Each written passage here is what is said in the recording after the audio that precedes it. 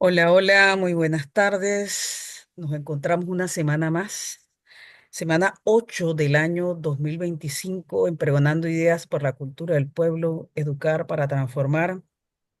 Esto es una propuesta que lleva 4 años planteándonos desde la academia, pero en una unidad de esfuerzos eh, con la posibilidad de enlazar a la comunidad para la construcción y co-creación de pensamiento crítico y la co-creación desde sentisaberes distintos y diversos, una nueva forma de entendernos, pero y de entender, para entender la realidad social, política, cultural de nuestras realidades. Y bueno, en este espacio de Pregonando Ideas tenemos un compromiso iniciando este año 2025 de atender urgentemente el tema regional en primer término, nuestra región centroamericana, frente a aquellas declaraciones que por allá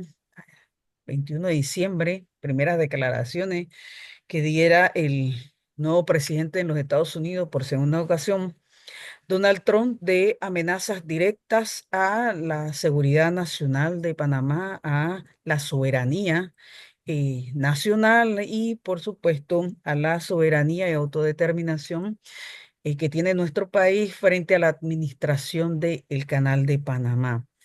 Y por supuesto, las amenazas así infundadas a otros países de la región, a México. Ya estuvieron compañeros de México en este espacio, el compañero Preciado, y también estuvo el compañero José Carlos López de México.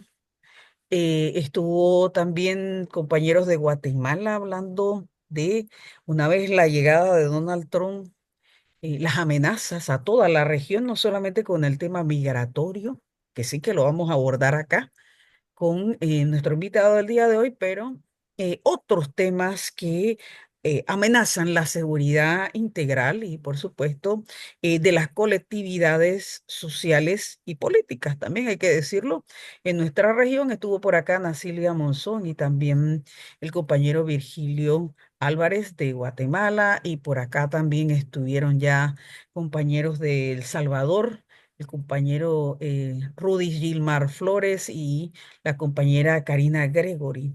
Bueno, hoy estamos grabando, hoy es jueves 20 de febrero, estamos grabando el programa de esta semana, de la semana 8, que será este sábado, ¿saben? En horario normal a las 4 de la tarde.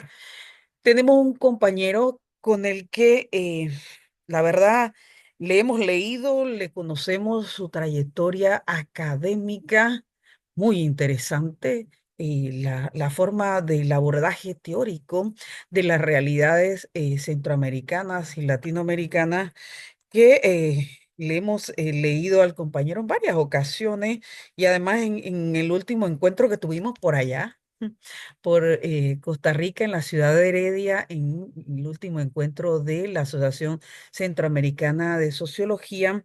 Él es el doctor Allen Cordero. Bueno, Allen Cordero es sociólogo. Él fue exdirector de la Escuela de Sociología de la Universidad de Costa Rica, la UCR. Es escritor de muchas obras de pensamiento crítico, definitiva, sin duda alguna, un gran lector y constructor de pensamiento. Y la verdad, Allen, que para mí es un gustazo primero saludarte y para Pregonando Ideas por la Cultura del Pueblo, un lujazo tenerte aquí por primera vez, que no será la última, en Pregonando Ideas. Y hoy vamos a revisar el caso Costa Rica frente a los retos que tiene nuestra región, con esa relación, hombre, histórica compleja, esa relación hegemónica y de ejercicio duro de poder que ha significado los Estados Unidos para Centroamérica en el pasado siglo XX. Bueno, en realidad del siglo XIX, eso lo vamos a repasar cada caso desde el siglo XIX y sobre todo el XX, y bueno, lo que llevamos del XXI. Y bueno, los retos que tenemos ahora con la extrema derecha en los Estados Unidos del Partido Republicano y las pretensiones de Donald Trump de extender geopolíticamente a la potencia estadounidense en el territorio centroamericano, incluyendo a México, ¿eh? Una propuesta, por decirlo de alguna manera, absolutamente tendenciosa y una propuesta que no tiene ninguna posibilidades en estos momentos de inicio del segundo cuarto del siglo XXI. Allen Cordero, bienvenido. Muchas gracias, estimada profesora Rebeca Yanis. Es un gusto estar compartiendo en este programa con vos. Me da mucho gusto, pues, compartir con colegas de Panamá, con los que tengo, pues, los tengo en alta estima y creo que en este momento difícil, pues, estamos compartiendo, pues, destinos porque el imperio nos está uniendo. Trump nos está uniendo. Eh, Recientemente, pues, las noticias sobre las amenazas de recuperación del canal, pues, han llegado acá y nos conmueve mucho. Y pues esperamos que en el medio estudiantil, en el medio académico y, ¿por qué no?, en los movimientos sociales, el tema del canal y el tema de la ofensiva derechista, como lo estás planteando, que está planteando el gobierno de Trump, pues nos unifique a los pueblos costarricense, panameño, a los pueblos centroamericanos, al pueblo, al gran pueblo latinoamericano y muchos Claro. pueblos del mundo, porque esto es una ofensiva mundial, Mundial. ¿verdad? Mundial. Entonces, donde las fuerzas como que se están acomodando y los movimientos sociales populares, que no solamente en Centroamérica existen, obviamente, eh, tienen que reacomodarse para tener una voz propia, una voz independiente.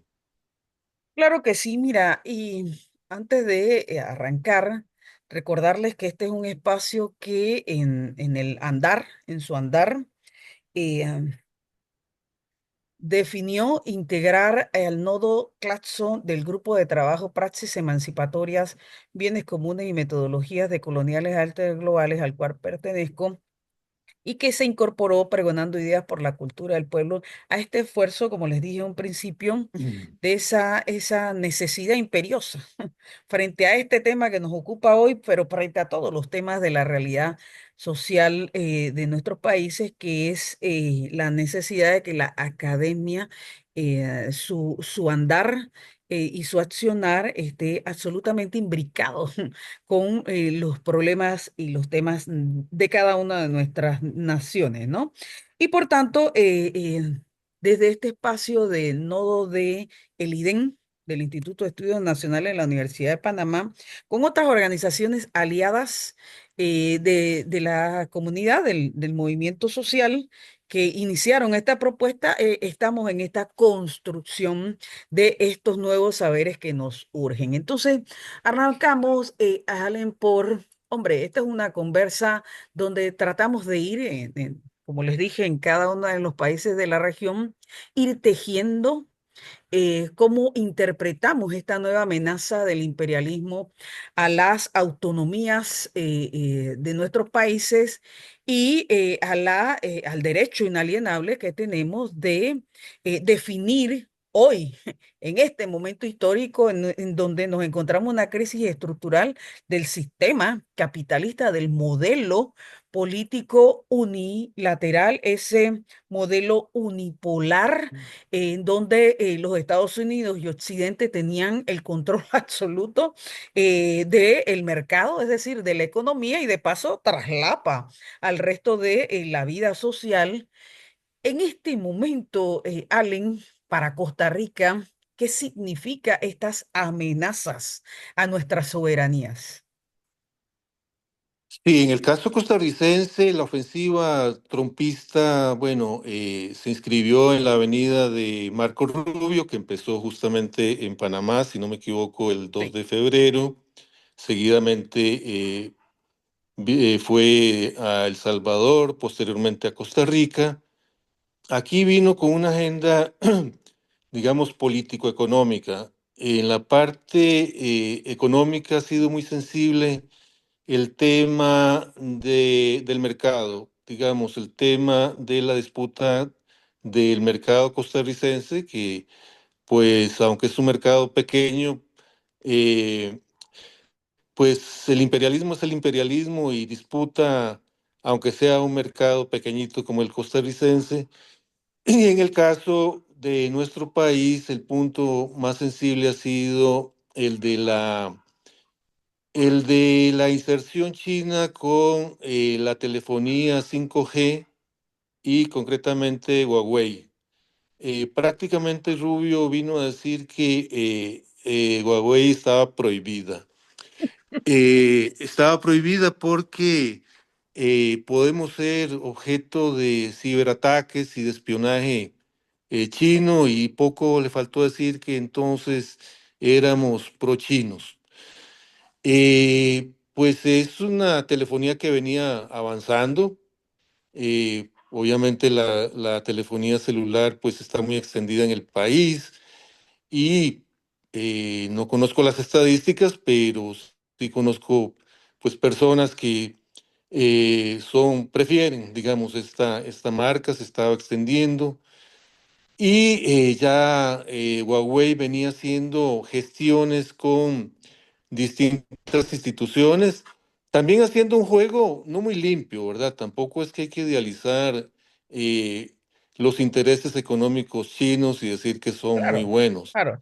Ya venía, digamos, en un juego, digamos, probablemente de corrupción y de soborno de funcionarios del Instituto Costarricense de Electricidad, que es uno de los grandes gestores, digamos, de la telefonía móvil.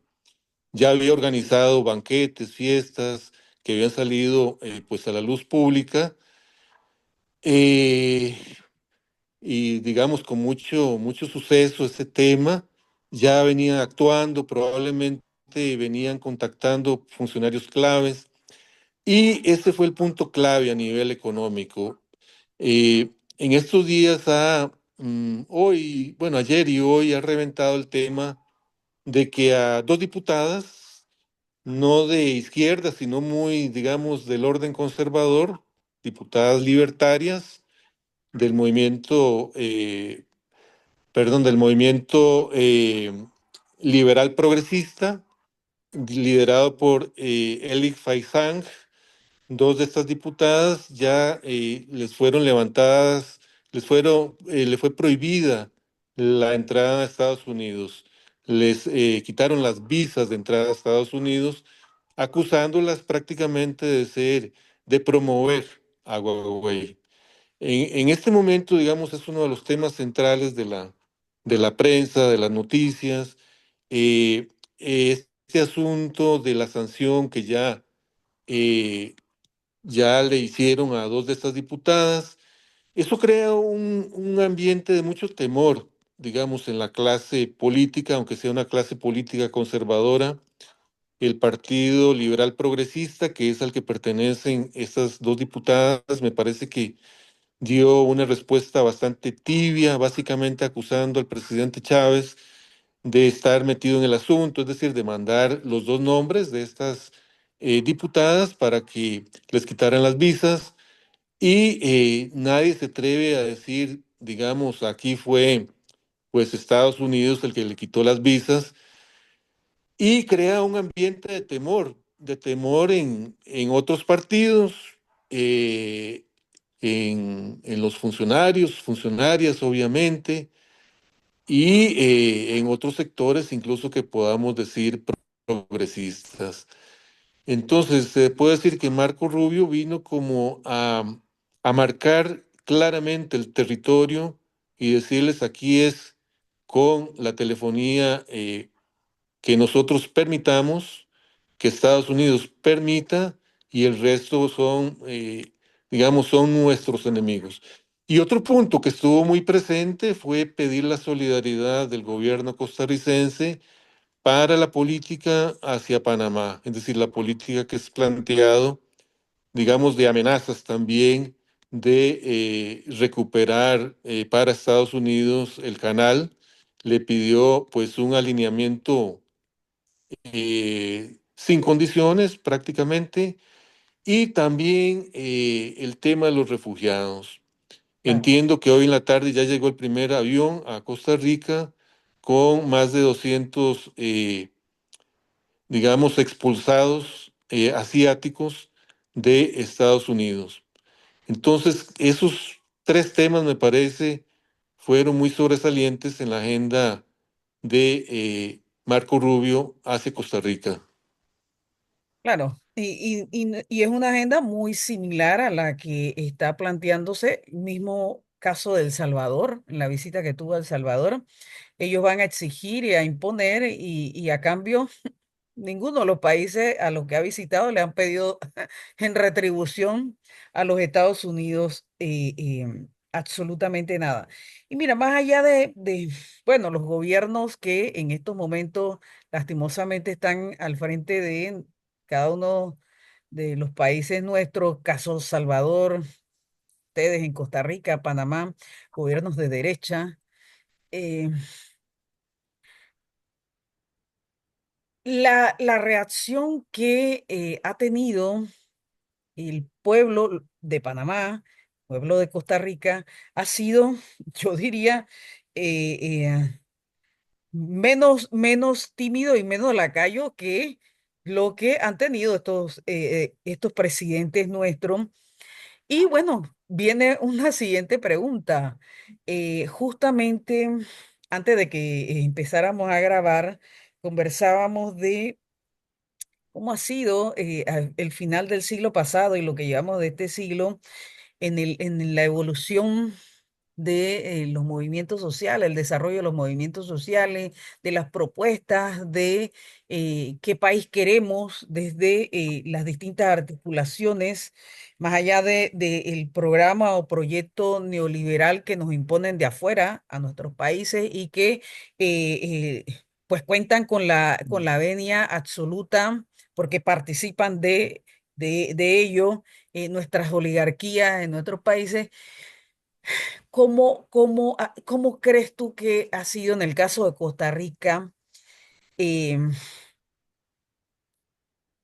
no solo el movimiento social, sino de la sociedad en general, cómo han interpretado esta agresión y si de hecho la interpretan como una agresión? Sí. Bueno, justamente hace un rato estábamos hablando sobre la historia más reciente de los movimientos sociales en Costa Rica. Digamos, me refiero a la historia a partir del año 2000. El año 2000 empezó con un movimiento muy interesante, muy importante en Costa Rica, que tenía que ver con justamente con el Instituto Costarricense de Electricidad, del que hablé anteriormente, que tiene que ver con la gestión de la telefonía y de la electricidad. Costa Rica, digamos, de su periodo de estado de, entre comillas, digamos, estado de bienestar o de intervención del Estado en la economía, tiene entre sus instituciones más sobresalientes al Instituto Costarricense de Electricidad, que es una potencia económica y que es estatal, y que gestiona pues la producción eléctrica, la distribución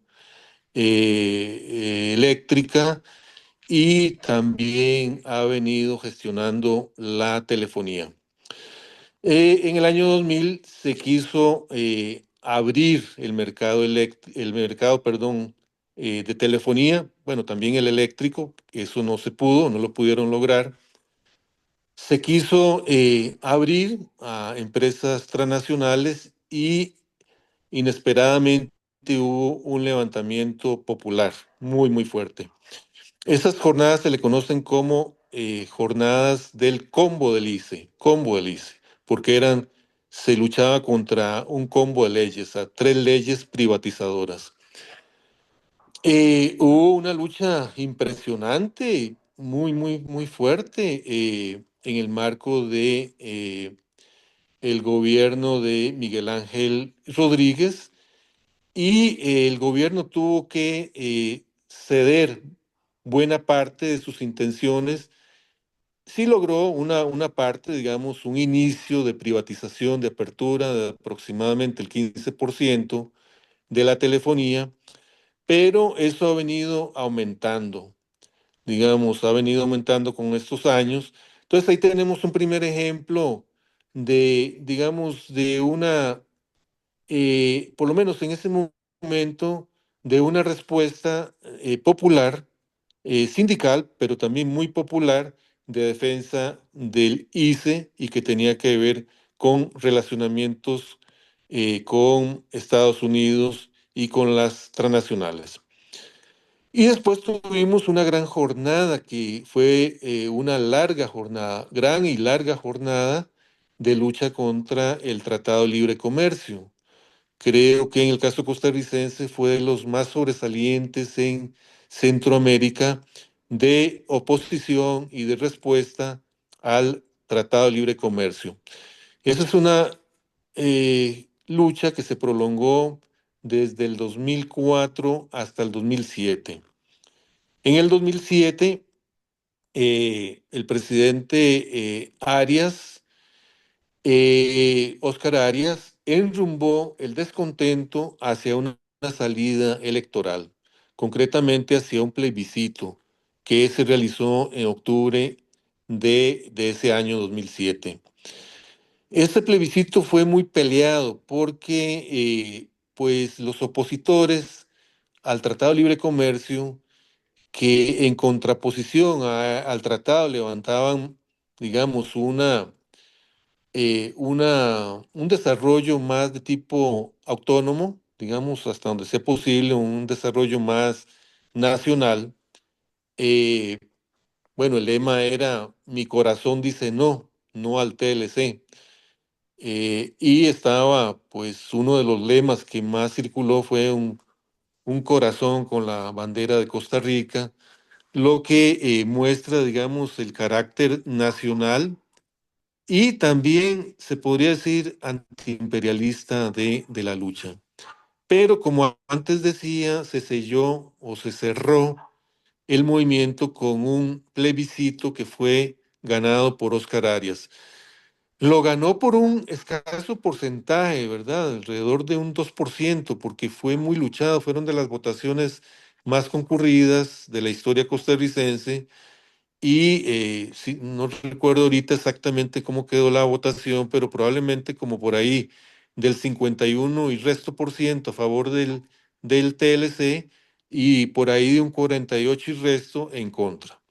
Se decía que incluso podía ganar el no, pero la habilidad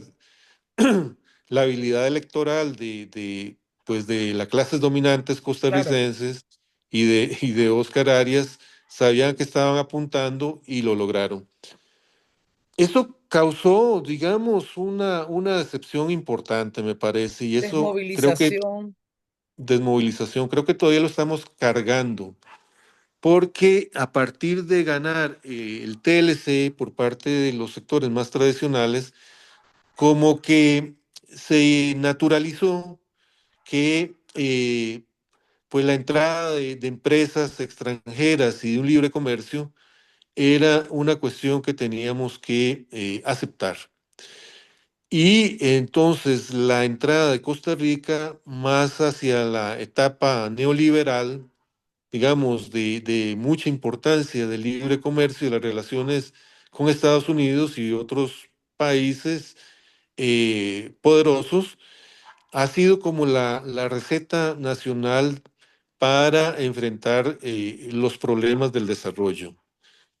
Bueno, Oscar Arias en ese momento hizo la propaganda de que en Costa Rica, pues con el TLC todos íbamos a andar en Mercedes-Benz y en BMW.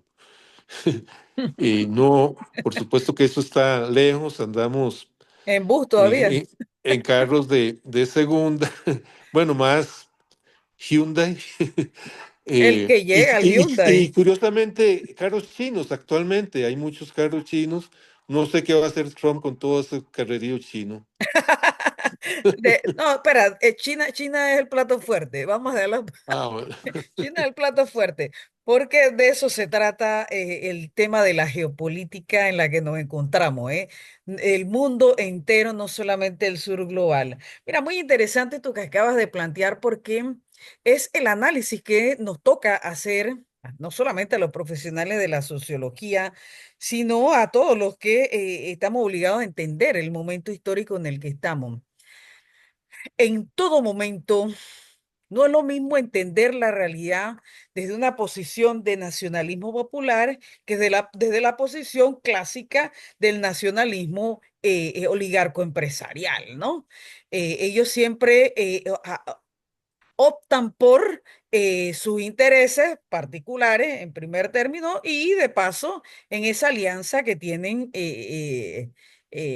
imperialista de relación con el imperio histórica, ¿no? Entonces, el nacionalismo popular que ha tenido en distintos momentos, como bien nos acaba de describir, fantástico, ese accionar que tuvieron frente al tema de defender esa entidad de telecomunicaciones y tal, y de energía estatal, que también devino de paso en un rechazo a lo que significaba el TLC justamente para la conservación de esos bienes patrimoniales de los costarricenses, eh, que es la mirada, como bien lo describes tú conceptualmente, de ese nacionalismo popular. Vaya, hay momentos en el discurrir en que por distintas circunstancias llegamos como hoy, como ahora en nuestros países, a un letargo, a una especie de estado catatónico, y entonces uno se pregunta, ¿y cómo hacemos para accionar ese nacionalismo popular que forma parte intrínseca de lo que somos? ¿Qué ha afectado en los últimos años, antes de la pandemia, diría yo, y también con la pandemia, ese, no solamente ese sentimiento identitario, sino ese ejercicio del poder político del nacionalismo popular en Costa Rica? Sí, bueno, ahí hay pues un conjunto de temas muy importantes, muy interesantes. A mí me parece que eh, la respuesta popular actualmente está siendo afectada por una especie, digamos, de fragmentación social. Digamos, el punto más difícil, más lamentable de esta fragmentación es el tema de el aumento exagerado de la criminalidad. Costa Rica no se caracterizaba por ser un país de alta criminalidad, y en este momento estamos entre los países con más altas tasas de homicidios, de asaltos, eh, y eso me parece que lleva, digamos, a una, digamos, le puedo hacer una lectura en el sentido de una salida de transgresión criminal, pero disfuncional para los movimientos sociales, Mm. digamos, porque pues el neoliberalismo nos vende ilusiones, como, como lo dijo Oscar Arias, y antes lo recordé, de que íbamos a tener BMW o Mercedes-Benz. No los tenemos. Y menos la juventud actual no tiene ese tipo de transporte. No, máximo tendrá, digamos, motocicletas que se han hecho muy comunes. Máximo tendrá bicimotos. Bueno, de hecho, con la pandemia se ha extendido mucho el transporte de moto y los servicios express. por medio de motocicleta, y mucho de la juventud pues ni moto tiene, pero nos venden un mundo de consumo y de alto consumo, digamos, nos venden un mundo de carros lujosos, de viajes, de pues acceso a bienes, incluso a relaciones, ¿verdad? Los hombres a relaciones pues con mujeres que van en un BMW descapotado. Y eso son puras fantasías, ¿verdad? Claro, Porque no se logran, y más bien la juventud está padeciendo problemas de inserción laboral, está padeciendo de malos empleos, de malos trabajos. Entonces, ¿de qué manera se puede alcanzar el ideal de consumo? El ideal de consumo me parece que algunos sectores lo están encontrando en la delincuencia y en alistarse, digamos, en grupos, digamos, de intermediación de drogas, que no los lleva tampoco a tener BMW, porque esos son unos pocos, digamos, los dueños de la intermediación del tráfico de drogas. Pero muchos jóvenes creo que están cayendo en esto y digamos, lamentablemente la delincuencia nos está quitando fuerzas a los movimientos sociales, me parece. total. Es una salida, digamos, descompuesta, desesperada, de disolución social, ¿verdad? Y lamentable, pero me parece que no es que no se pueda hacer nada. Tenemos que hacer muchas cosas, tenemos muchas tareas por delante para ver cómo aprendemos de lo que nosotros vivimos, digamos, porque no es de aprender solamente de gestas que se han dado en otros países, en otras latitudes, sino que nosotros lo hemos vivido. Las generaciones, digamos, ya más avanzadas, que me incluyo, tenemos muchas responsabilidades para transmitir a las nuevas generaciones, pues las experiencias, sin imponerlas, por supuesto, y Claro. dialogando mucho con las nuevas generaciones de jóvenes que están viviendo un mundo sin salida, donde muy pocos solamente un sector encuentra, digamos, las promesas del capitalismo en su forma neoliberal. Ahora, uno tendría que irse a la raíz del problema que, por supuesto, siempre es multifactorial, pero estas dos grandes vertientes que tú nos has planteado, por un lado, la descomposición misma a nivel orgánico, si se quiere, del movimiento social, por un lado, y la lumpenización, por otro lado, de las nuevas generaciones que ambos van concatenados. Vaya, habría que preguntarnos hoy críticamente si instancias o instituciones sociales como por ejemplo las universidades han dejado de cumplir su rol social en algún momento. Claro, es un punto muy interesante, muy, muy importante, porque, bueno, más algunas universidades que otras, pero ciertas universidades pues se han aislado del mundo, la verdad. Incluso las facultades de ciencias sociales están bastante aisladas. Pueden tener, pues, lecturas interesantes sobre situaciones que le pasan a la sociedad, pero están encerrados ahí en las paredes del edificio y con pocas relaciones con los movimientos. Así es. A ciertas en el caso costarricense, especialmente la Universidad de Costa Rica, la quiero mucho porque pues le debo mucho, la verdad, le debo mucho. Pues desde mi vida estudiantil hice mis pasos ahí Toda tu vida.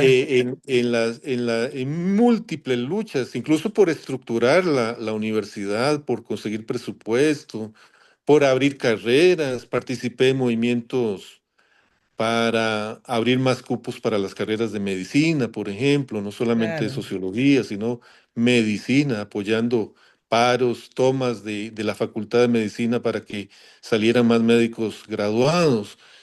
Y se creó una universidad bastante interesante, bastante bonita, pero pues en los últimos años vino decayendo con aislamiento, eh, también, digamos, con un sector muy privilegiado del profesorado, Extremadamente, lamentablemente. así es. Sí, sí. Mira, y Y también que Allen, la academia se ha matriculado, hombre, para ponerlo en una metáfora, nos hemos matriculado con la investigación para la acumulación de investigación y de paso de puntología, ¿no? puntología, exactamente, sí, sí. Qué bárbaro. Sí, sí, sí, no. Triste, triste porque es puntología, o sea, es acumular puntajes para En lo final, individual, y bueno, en lo que casi individual, nada, que es más terrible.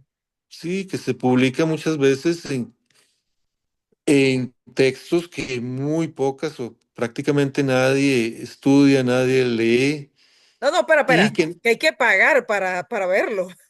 también sí hay que Sí, pagar sí, sí, sí. Hemos y mercantilizado el conocimiento. exactamente. Y bueno, pedirle a ese estilo de profesor, no hablo de todos, ¿verdad? Porque hay profesores, profesoras muy comprometidos, muy comprometidas, pero ya sabemos a quiénes nos referimos. Ujú. Digamos, ni amarrados se les lleva a una comunidad, a un sindicato, a mostrar sus conocimientos preclaros. No se les lleva. No, porque eso es, digamos, rebajarse. En realidad el mundo de la teoría es un mundo puro que no puede contaminarse, no debe contaminarse. Pero ¿cuándo se perdió Entonces, ese espíritu? ¿Cuándo lo perdimos? cuando lo perdimos, justamente de ahí la puntología creo que nos llevó a perder el espíritu de el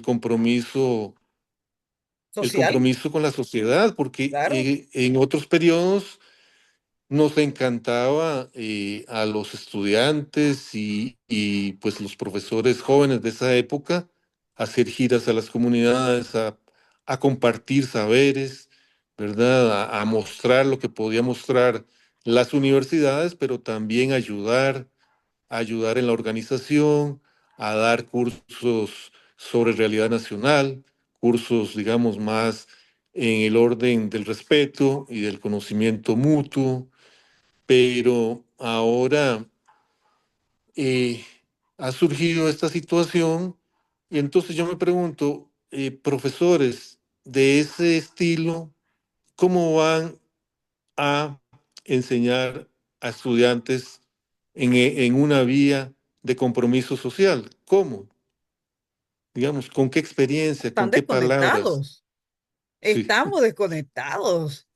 Mira, ¿cómo entender en este siglo XXI en el que, si bien aquí lo estamos exponiendo en materia política, en definitiva, hemos tenido algunos tropiezos y en algunos casos se podría decir que hasta hemos retrocedido en algunos procesos que hoy debían estar mucho más encaminados, políticamente hablando, de la construcción social, la construcción colectiva, frente a este embate del imperialismo que, ojo, ojo, no es cualquier cosa y forma parte de la agenda de Estado del nuevo gobierno de Donald Trump, que no una cosa antojadiza, sino que es imperativo para la crisis.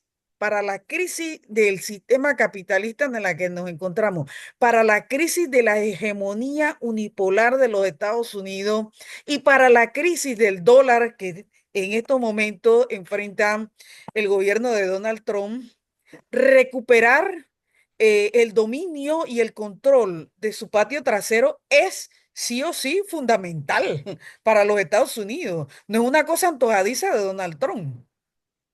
Entonces, que el movimiento social este que tú planteas y que coincido contigo y que no es el caso de Costa Rica, es el caso de lo que venimos planteándonos con los otros compañeros, colegas que he estado conversando, mismo caso que Panamá, esa descomposición por un lado y esa desunión en función de eh, algunos niveles de desorganización en algunos casos y por otro lado de desconexión de algunas organizaciones sindicales, gremiales, incluso estudiantiles, hay que decir, en algunos casos, no el caso de Panamá, porque aquí tenemos que platicar para hacer como un paralelismo, ¿no?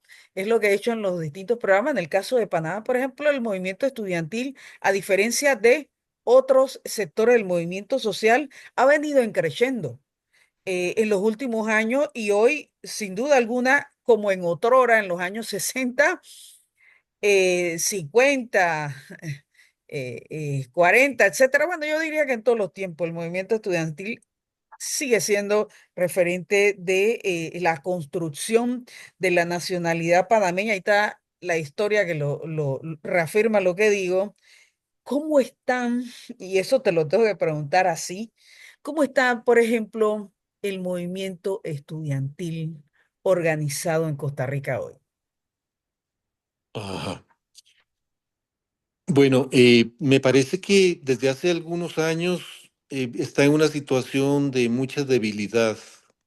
Eh, pues el movimiento estudiantil ha participado en estas jornadas que señalé más en el orden de la solidaridad y también ha destacado, por ejemplo, en gestas ambientalistas más puntuales, luchas más focalizadas.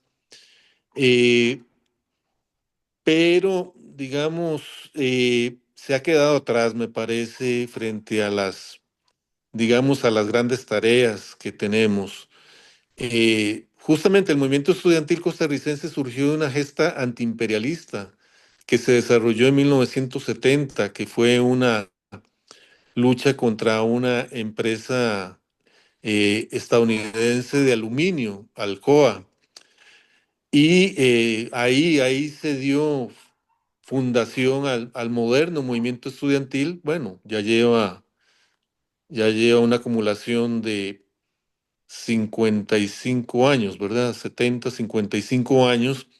Justamente la plaza de la Universidad de Costa Rica, en la plaza central, en el edificio, bueno, en el centro histórico de la Universidad de Costa Rica se llama 24 de abril, justamente en conmemoración a esa gesta contra Alcoa.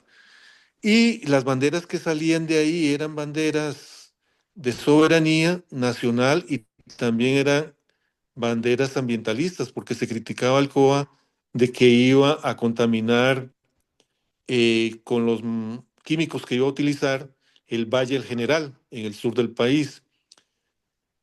Eh, bueno, necesitamos recuperar esa historia, necesitamos recuperar la historia de la lucha contra el TLC.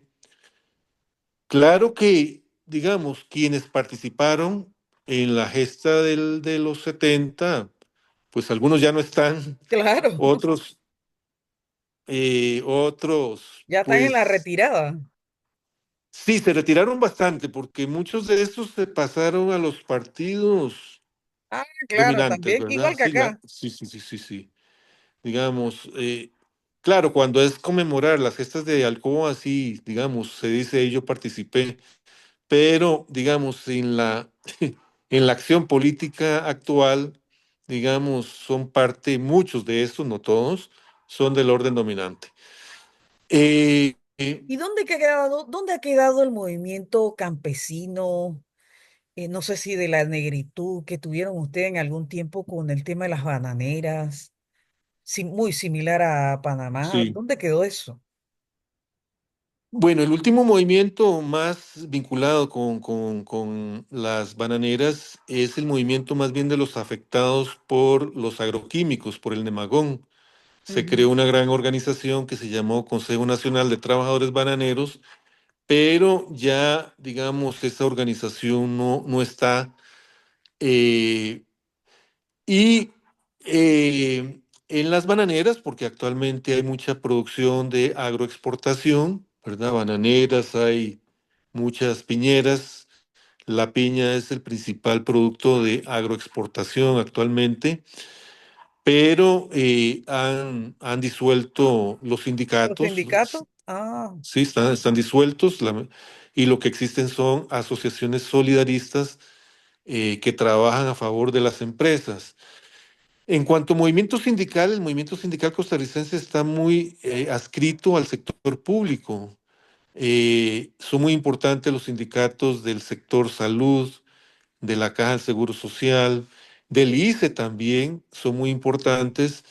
Entonces, en ellos como que habría esperanza de que despierten del letargo, y el ¿verdad? magisterio, Es- el movimiento magisterial. Claro, Ya, importantísimo, importantísimo. Eh, digamos, ahí es donde está como el eje del va. movimiento social organizado, pero tiene una agenda, digamos, muy centrada en el sector público, en ellos mismos, y ni por ahí, ¿verdad? Actualmente, digamos, hay una importante desmovilización, aunque la tasa de sindicalización del sector público es muy, muy alta, prácticamente el 100%.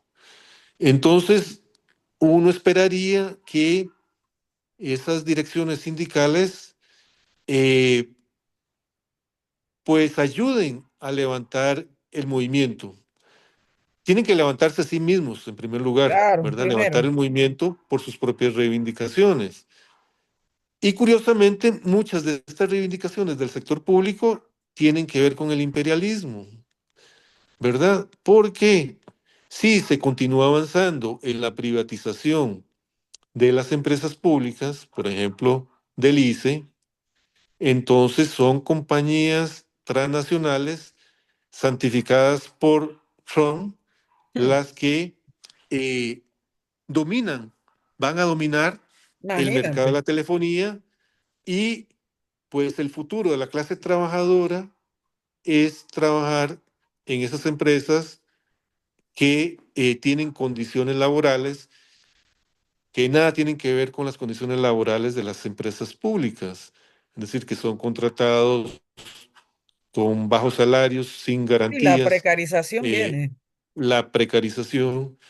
Entonces, la defensa de el ICE, la defensa de acueductos alcantarillados, la defensa de la Caja del Seguro Social, que ahora, digamos, es el punto central de los Claro. movimientos, pasa también, en cierto modo, o muy directamente, nada más que no se dice imperialismo, ¿verdad? No se dice imperialismo, sino, digamos, el caso de la Caja del Seguro Social, con la debacle que está viviendo la Caja del Seguro Social, quienes se están aprovechando son empresas transnacionales de la salud, ¿verdad? Empresas, las farmacéuticas, que se aprovechan pues de la, Total.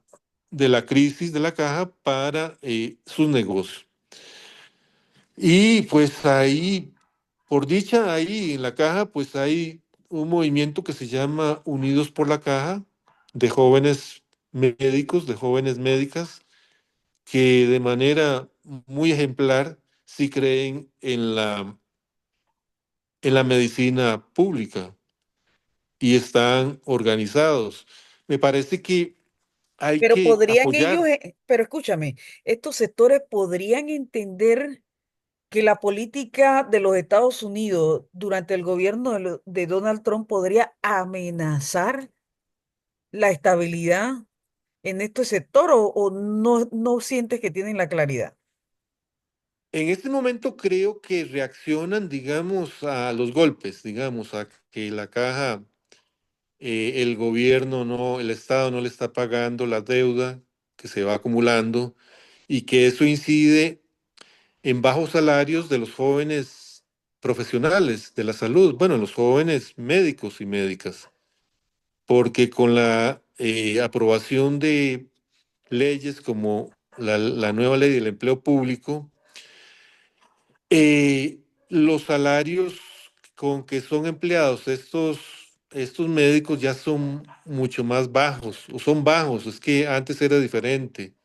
Entonces ahí hay una lucha salarial importante, pero sí tienen toda la potencialidad, me parece, por su formación y por lo que están padeciendo, toda la potencialidad de entender, digamos, cómo su situación se conecta con políticas internacionales, es decir, con una avanzada de las políticas de mercado, en este caso, digamos, muy, como vos bien lo has planteado, digamos, bajo el látigo de Donald Trump, que es un látigo, ¿verdad? Porque Total.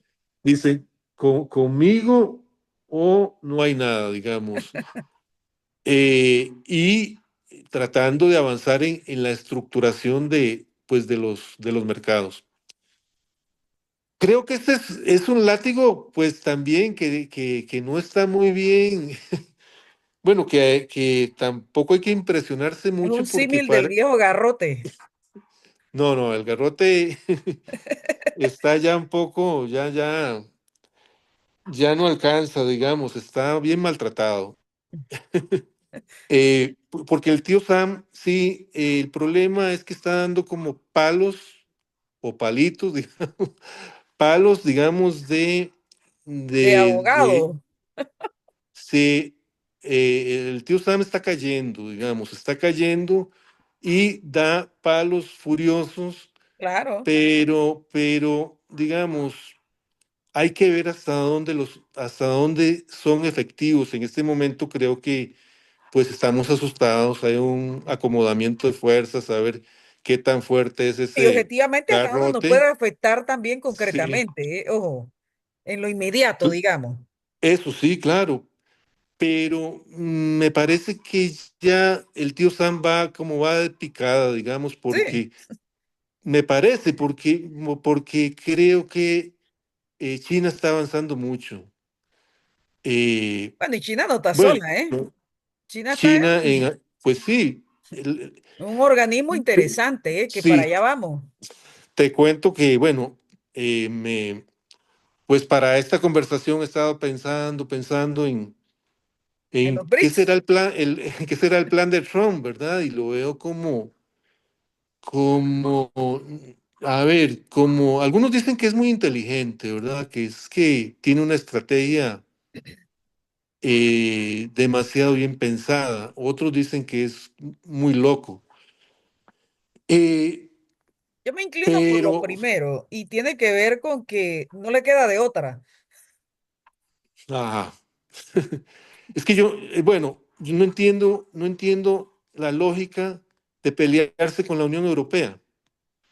No entiendo la lógica de pelearse con digamos, su gran vecino, su aliado, porque la economía estadounidense funciona en unidad con la economía canadiense. Son una. ¿Por qué, por qué perder? ¿Por qué enfrentarse a Canadá? ¿Cuál es la lógica? Yo diría, bueno, pero hay alguna lógica, bueno, la teoría del caos, ¿no?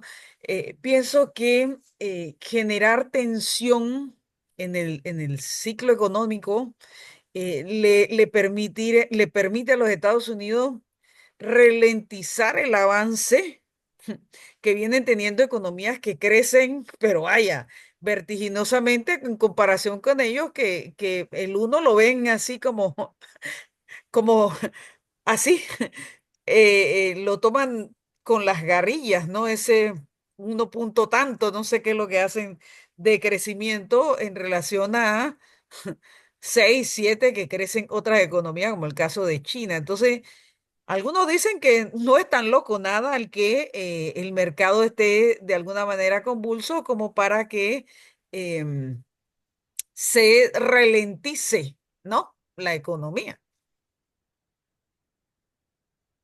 Pues sí, habrá que ponerle atención. eh, digamos Parece loco, pero... hasta dónde llega este caos, pero bueno, Y hemos dicen que, visto, el shock siempre funciona, ¿eh? ah, bueno, veremos cómo, ¿Cómo le va? no te voy a contradecir, No, vamos a no, yo ver no lo cómo. digo. Lo suelto así nomás. Sí, Mira, sí, yo también digo, pero qué cosa tan loca. Tus aliados inmediatos es la Europa esa que, por cierto, hay que decirlo, también está cayendo, también está en decadencia, pero vaya, son tus aliados, sea como sea. exacto. Y hasta ahora se entendía, desde el punto de vista geopolítico militar, que en cualesquiera disputa con por lo menos sus enemigos más visibles, que son la China y Rusia, la Federación Rusa, la OTAN como tal significaba, aunque a uno le parezca increíble, en el 2025 significaba un espacio, vaya, de estabilidad para la región. Entonces no entiendo, ¿no?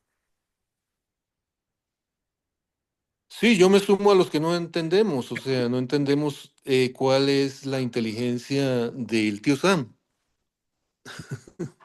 ¿Cómo entender esta cosa loca, ¿no? Los europeos, en estos días hubo una reunión de urgencia, hombre, que sí que de urgencia, en París, que la convocó el presidente Macron y asistieron, bueno, todos los representantes, creo que hasta el primer ministro de Inglaterra asistió no siendo miembro, ¿eh?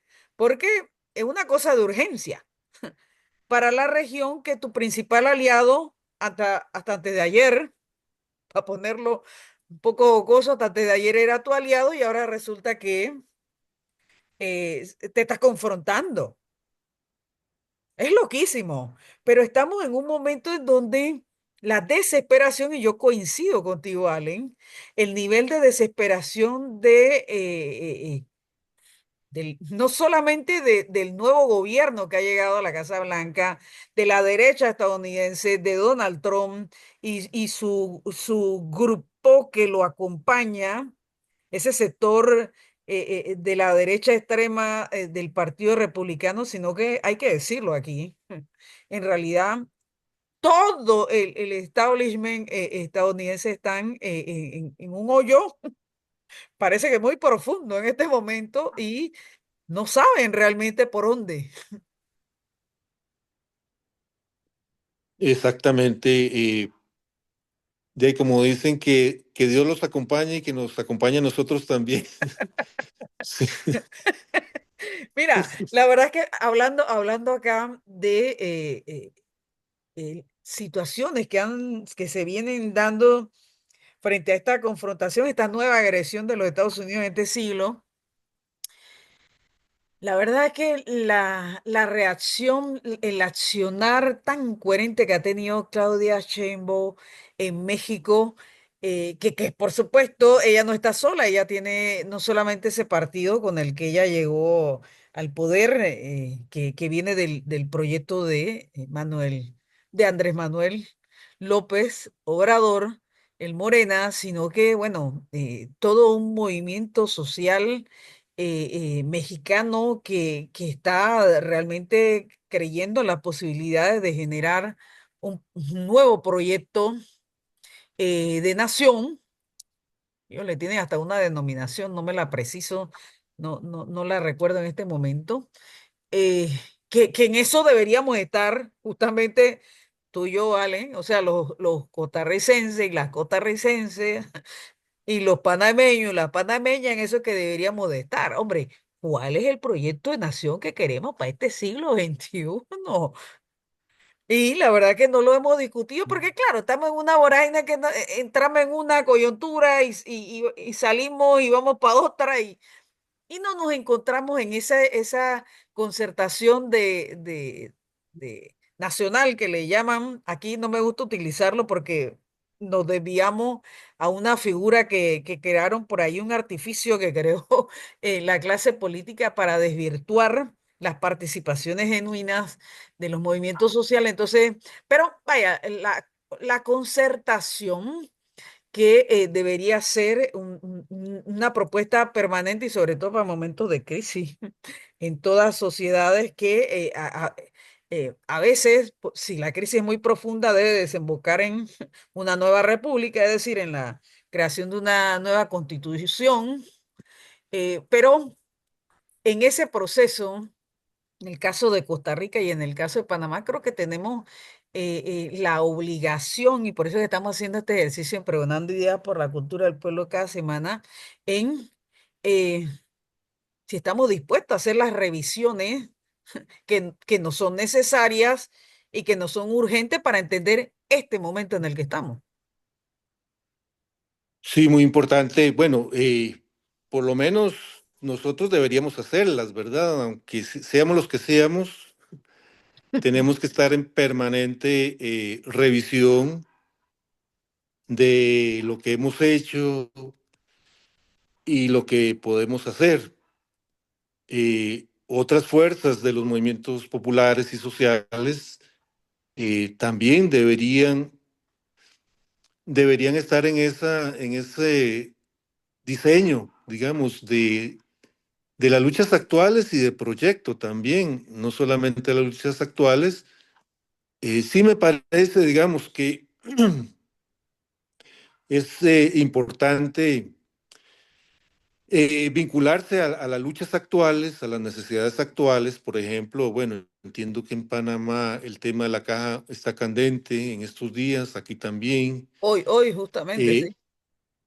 y bueno, la defensa es una lucha defensiva. Bueno, sí, claro, son luchas defensivas, pero son instituciones importantes. Hay que reflexionar los movimientos populares también si al defender estas instituciones las dejamos igual o tenemos que proponer cambios, ¿verdad? Claro, Cambios de claro. gestión. Por ejemplo, en el caso costarricense, el modelo de gestión es tremendamente centralizado, con una junta directiva de apenas 7 personas que toma decisiones sobre, pues, un equivalente a la mitad del presupuesto nacional. Es decir, es una gestión muy antidemocrática, con poca injerencia popular, y eso también, digamos, decepciona a la ciudadanía, al pueblo, de tener una institución importante, pero que se le escapa también, digamos, se Anacrónica, separa. así es. Exactamente. Entonces, hay que participar, me parece, en los movimientos actuales, pero también planteando modificaciones a las instituciones, perdón, eh, y haciendo una defensa crítica. Es que, por ejemplo, el caso Pero costarricense, espera, pero es que tenemos también que ser autocríticos porque eso que está allá afuera también lo hemos replicado a lo interno de nuestras organizaciones. Ya estamos anacrónicos. Ya hay una exactamente. burocracia Sí, sindical y gremial terrible. sí, por ejemplo, aquí se ha generalizado mucho la consigna en los movimientos sociales de la defensa del Estado Social de Derecho. Y yo digo, pues esta consigna no me convence porque ni estamos en un Estado social ni tampoco de derecho. Así. Sí, porque no estamos en un Estado social porque, digamos, nunca fue una extensión universal de los servicios, ni siquiera de los de salud. Digamos, aquí los beneficios, en caso como Costa Rica, se han centralizado en el Valle Central. Las provincias fuera del Valle Central han sido desfavorecidas, Siempre han estado muy excluidos. desfavorecidas. Sí. Acá también. En- entonces, digamos, ese Estado social tiene muchas deficiencias y en el marco del neoliberalismo peor todavía Peor. porque los servicios se han deteriorado. Y tampoco es de derecho porque digamos, las grandes cúpulas, los sectores más privilegiados son los que mueven la ley a como les gusta. Entonces, ni es social ni es de derecho. Sí creo que deberíamos estar por una defensa crítica de las instituciones, defensa crítica, porque tenemos también muchas críticas porque no podemos hacer una defensa ciega de lo Exacto. que hacen estas instituciones. Y Y que de faltan alguna muchos manera vínculos, replicamos. claro. Sí, por supuesto. Replicamos como hablamos hace un rato en el tema de nuestra inserción como académicos, ¿verdad? Como académicas también, pues tenemos la experiencia de dar clases en las universidades y no podemos separarnos, obviamente, de esa situación, de esas influencias sociales y de alguna manera, pues también tenemos que revisarnos a nosotros mismos. Así es.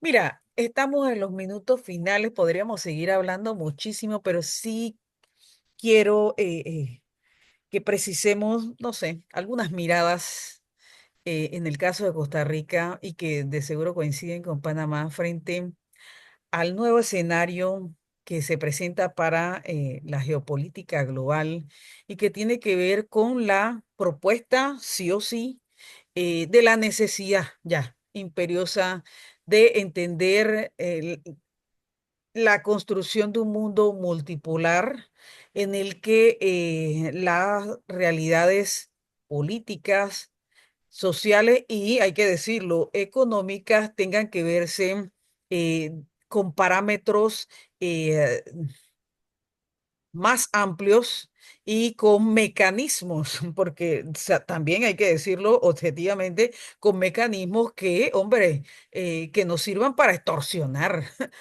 a los países frente a los intereses particulares del imperialismo estadounidense concretamente y de sus aliados hasta hace poquito que era Occidente, Europa y el Atlántico Norte. O sea, el escenario ya está, eso no depende de Centroamérica. La pregunta es para ti, Allen Cordero. ¿Cómo ve Costa Rica el que el mundo entero se esté planteando desde el sur global y por supuesto en latitudes también en el norte, que ya no podemos simplemente en este siglo XXI seguir sometidos y controlados por un sistema capitalista que oprime y no, condiciona la participación de nuestros países en la economía y en todo cuanto podemos y debemos hacer desde nuestras autonomías? ¿Cómo ven los BRICS en Costa Rica? Y a China, por supuesto. Sí. Bueno, justamente es un momento, pues, para organizarnos mejor. Hay muchas tareas hay tareas, digamos, que como intelectuales, como académicos, como profesores, profesoras, digamos, nos caen por su propio peso, ¿verdad? Que es esto justamente que estamos haciendo en este momento, que es, pues, no podemos escaparnos de ahí, que es tratar de discutir, de hablar analíticamente qué es lo que está pasando. Y para eso, pues, echamos manos de conceptos. Bueno, aquí hemos hablado de imperialismo, hemos hablado de capital, hemos hablado de movimientos sociales. Eh, el imperialismo actual, pues hay muchos aspectos que hay que estudiarle porque no es exactamente el mismo, hay transformaciones y tenemos que estudiarlo científicamente, lo mismo que otros imperialismos, me parece, porque no es solamente el trumpismo, sino que es el putinismo también. Porque aquí, por ejemplo, pues hay sectores que vienen de los movimientos sociales, incluso de la izquierda, que creo que piensan que Rusia sigue siendo un estado comunista. pero no le veo sentido a eso, no le veo sentido porque en Rusia hace años terminó la Unión Soviética, donde había pues un Estado obrero con todas y sus problemas, pero no es lo mismo, digamos, la política stalinista, me parece, mucho menos de la política leninista. Entonces yo no sé por qué hay sectores que ven como progresivo la política de Putin. Ujú, Y lo mismo tenemos que estudiar mucho pues al gigante chino, porque aquí nada más lo hemos hablado como del gran gigante, pero digamos, es demasiado inmenso lo que representa en lo económico y también lo político, y si es un referente a seguir. Yo adelanto que para mí no es, digamos, no soy pro chino, no lo tomo como referente y lo tomo más bien como una amenaza. Y en este momento, digamos, asistimos a una guerra de potencias, una guerra de imperialismos que digamos, los pasos inmediatos están un poco difusos en este momento, por lo que conversábamos antes respecto a la política de Trump hacia la Unión Europea, hacia Canadá, etcétera. eh, digamos, está un poco difuso, pero nos corresponde entender mejor esas situaciones para insertarnos mejor en los movimientos que son finalmente los que van a decidir, en los movimientos, en la sociedad, movimientos y sociedad.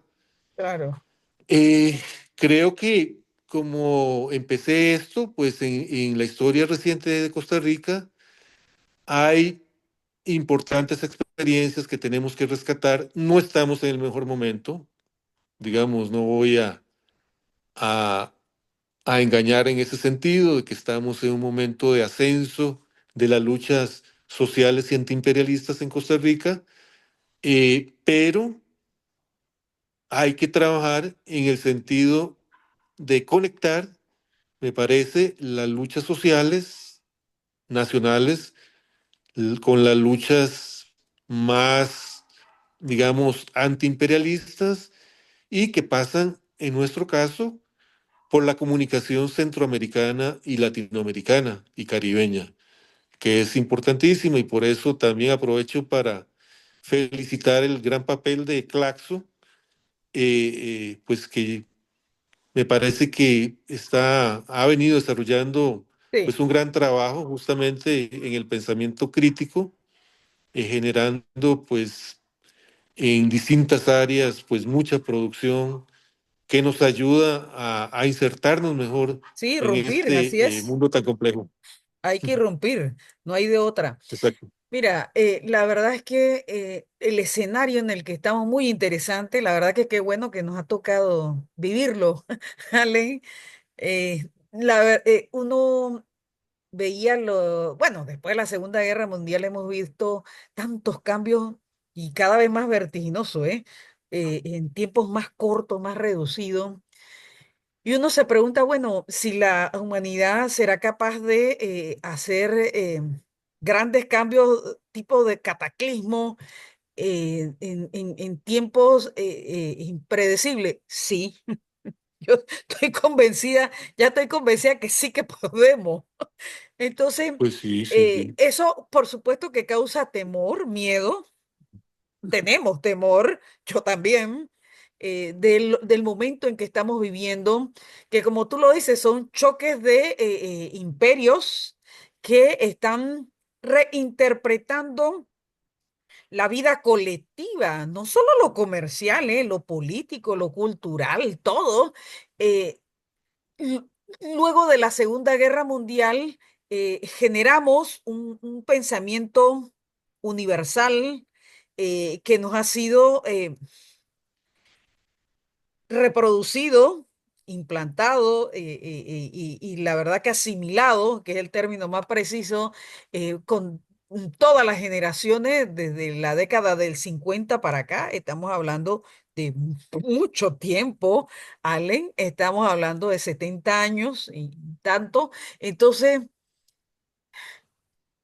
hoy, en este año 2025, el plantearnos que podemos tener una interpretación, y yo hablo concretamente de la América Central, pero que de paso, porque somos una única región, una patria grande, trasciende a toda la América Latina y el Caribe, esa relación y ese sentido de identidad que tenían nuestros pueblos hasta hoy, cuyo referente inmediato y omnipresente era Europa, porque el colonialismo sigue permeando nuestras existencias cotidianas y nuestras existencias intelectuales y nuestra vida como tal, como lo decía el maestro recién fallecido Enrique Dussel y otros más. Realmente estamos en un choque cultural en este momento, que ahora con la política de rescate de la hegemonía estadounidense, que es lo que nos está planteando Donald Trump, para Centroamérica realmente es crucial el momento en el que estamos, porque es un cambio de paradigma total, de entender la posibilidad de que nosotros nos planteemos un Estado nacional autónomo, independiente y soberano, no solamente de nuestro inmediato al norte, sino de todo ese andamiaje cultural con el que hemos venido estructurando lo que hoy somos. Es complejísimo, Allen, el momento en el que estamos.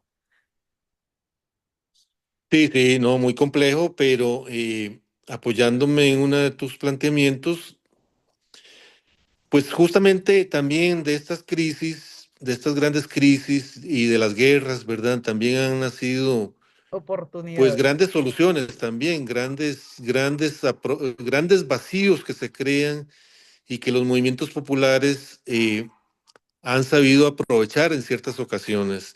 Incluso, por ejemplo, Rusia, perdón, la antigua Unión Soviética, que me parece que fue un avance, digamos, pues esa experiencia de la humanidad, surgió de la Primera Guerra Mundial, digamos, de los vacíos, las élites estaban peleando entre ellas, estaban peleando mercados, pero en lo que ocurrió en lo que era Rusia y que después se convirtió en Unión Soviética, pues es parte del caos que creó Claro, la Primera Guerra Mundial. es Lo correcto. mismo China. China surgió, la China comunista surgió del caos de la Segunda Guerra Mundial, de los vacíos de poder que dejó Japón en China Ujú. y la posibilidad que tuvo, digamos, en ese momento el Partido Comunista de China de aprovechar ese vacío de poder e iniciar una experiencia, digamos, de construcción socialista. Lo que ya pasó después, pues tenemos que ver, me parece que Claro, se interrumpió esa experiencia. Entonces, digamos, cuando los grandes hacen sus proyectos y libran sus guerras, tampoco saben qué fuerzas están desencadenando. Digamos, no saben qué crisis están provocando y qué vacíos están provocando donde menos lo esperaban. Entonces, pues no creo que debamos alinearnos con ninguna de estas potencias, sino encontrar los vacíos para que los movimientos populares, no solamente en nuestros países, sino a nivel mundial, encuentren mejores posiciones y ojalá grandes transformaciones. mira, me quedo con esa reflexión porque coincido plenamente contigo. Se trata de crear nuevo poder popular desde esta realidad en la que nos encontramos hoy. Hombre, podríamos seguir platicando más. Tremendo, tremendo programa Claro que que sí. tenemos hoy, Ale, pero llegamos hasta acá. Esto fue Pregonando Ideas por la Cultura del Pueblo, semana 8 del año 2025. Un abrazo hasta Costa Rica, Igualmente, compañero. Rebeca, muchas gracias. Buenas tardes. Chao, chao. Chao, chao.